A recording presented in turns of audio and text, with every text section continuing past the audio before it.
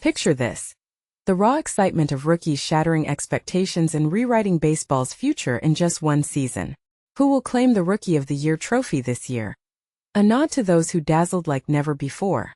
Every award season brings that electric buzz, highlighting newcomers who've turned heads with standout performances across games, months, or entire stretches. Yet, only two will hoist the hardware, proving they were the cream of the crop in their debut campaigns. Last season, it was right-handed pitchers Luis Gil of the Yankees and Paul Skeens of the Pirates who took home the glory.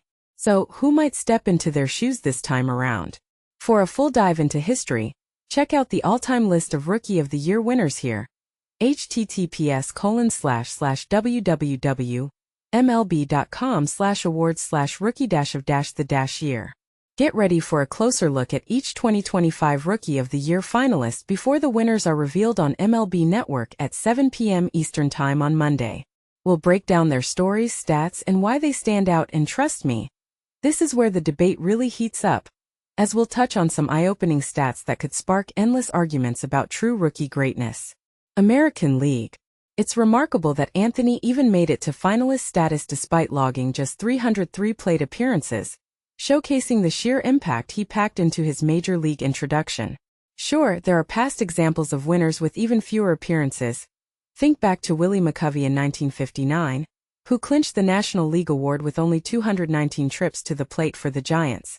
That year, he more than made up for it with an impressive 1.085 OPS, a stat that measures a player's ability to get on base and hit for power, combining on-base percentage and slugging percentage. In fact, Anthony's 3.1 WAR, a metric that estimates a player's overall contribution in wins above what a replacement-level player would provide, matched McCovey's mark from that era. Across the 66 games he started, the Red Sox posted a solid 40-26 record, compared to 49-47 in the rest.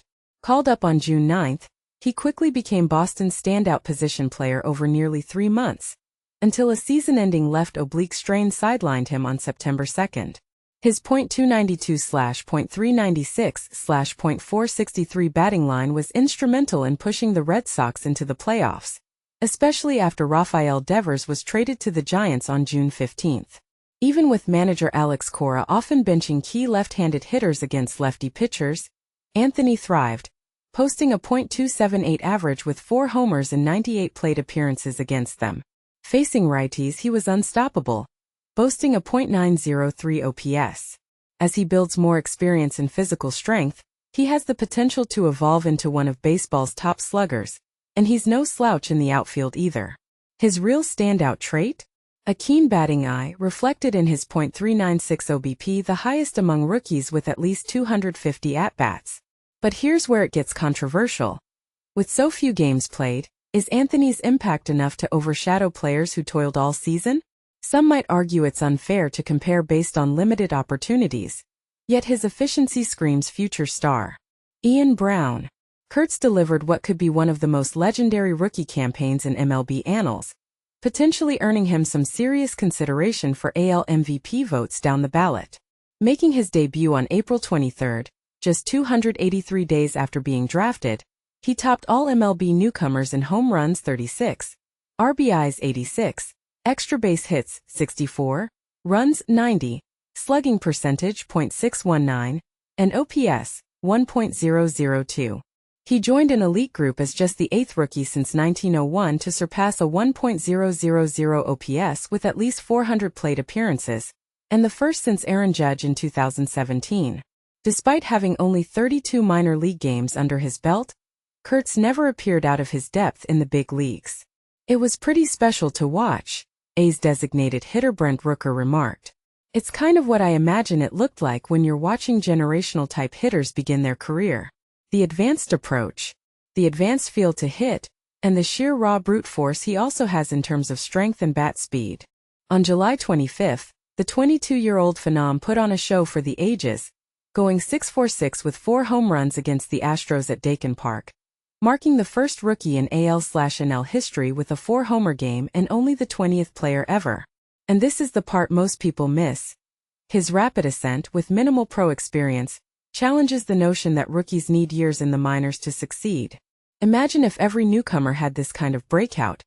It could change how teams develop talent, sparking debates on whether the draft system favors raw power over polished skill. Martin Gallegos. Wilson battled Judge for the AL batting title right up to the season's final week, wrapping up tied for second among all AL hitters with a .311 average. That figure might have been even loftier if not for injuries. After fracturing his right forearm on July 8, he hit a dismal .105 in his next 9 games, though he kept playing before hitting the injured list a week later. He paced all major league rookies in batting average and hits .151, while striking out only 39 times, an average of 13.41 plate appearances per strikeout, the AL's best. He'd likely be the clear favorite in any other year. But the real intrigue lies in the voting. If Wilson and Kurtz land first and second in either order, they'd be the 9th teammate duo to achieve that feat, and the first in the AL since the 1984 Mariners' Alvin Davis and Mark Langston. This dynamic could fuel controversy. Are we rewarding sheer dominance over durability? Some fans might question if injury-shortened seasons should count as fully as marathon runs, especially in a year with multiple powerhouses. It's a debate that highlights baseball's evolving views on what defines a complete rookie. Martin Gallegos. National League. Baldwin's nomination stems from his steady excellence at a pivotal position throughout the year. The Braves catcher topped NL rookies in F-WAR 3.1, proving his value goes far beyond hitting. He's .274 second best among NL newcomers, with 19 homers and in .810 OPS. His 125 weighted runs created plus, a stat that adjusts runs created for factors like ballpark and era, showing offensive contribution, led NL rookies who played at least 100 games. Debuting on opening day, he swiftly dispelled any doubts about a minor league return. Early defensive worries faded with rave reviews from pitchers like Chris Sale, who praised his pitch blocking and game calling. At 24, he allowed an NL-high 88 stolen bases, but excelled as a pitch framer and strategist. Just a month in, Baldwin ignited, starting April with a .731 OPS and following with a 1.003 mark in May. He maintained over .800 OPS in each of the last 3 months, outpacing fellow finalist Caleb Durbin, who never hit that threshold in any month. Meanwhile, Cade Horton, the other finalist, sported a 4.45 ERA in just 11 appearances, 10 starts, before the All-Star break. Baldwin's consistency raises a provocative point. In an era of flashy power hitters, does reliability at catcher trump home run totals? It's a counterpoint to the sluggers dominating headlines, inviting fans to ponder the underrated role of defensive stalwarts. Mark Bowman. This 5'7" infielder caught Brewers manager Pat Murphy's eye back during his Northwoods League days, a collegiate woodbat league where Murphy's son Kai also competed.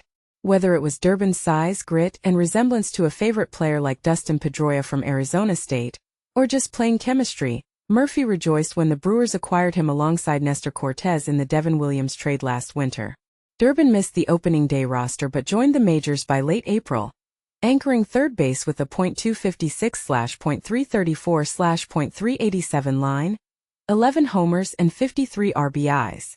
He ranked among NL rookie leaders in stolen bases first, 18, runs second, 60, hits third, 114, doubles third, 25, homers tied fourth, 11, total bases fourth, 172, RBIs tied fourth, 53, and extra base hits fifth, 36. Plus led the NL with 24 hit-by pitches, just one off the franchise record. His standout moment?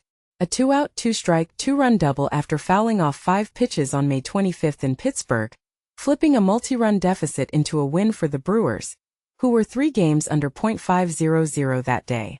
It kick-started an 8-game winning streak, propelling them to a record 97 victories. This turning point exemplifies Durbin's clutch spirit, but here's where it gets controversial. Can a smaller player's underdog story overshadow taller, more powerful hitters? It's a classic debate in baseball, questioning if heart and hustle can outshine physical advantages in an increasingly analytics-driven game. Adam McCavey. The Cubs planned Horton's big league bow for 2025, but Shota Imanaga's injury fast-tracked him in May. The 2022 first-round pick seized the chance, securing a rotation spot and thriving despite pitch count limits. The 24-year-old went 11-4 with a 2.67 ERA in 23 outings,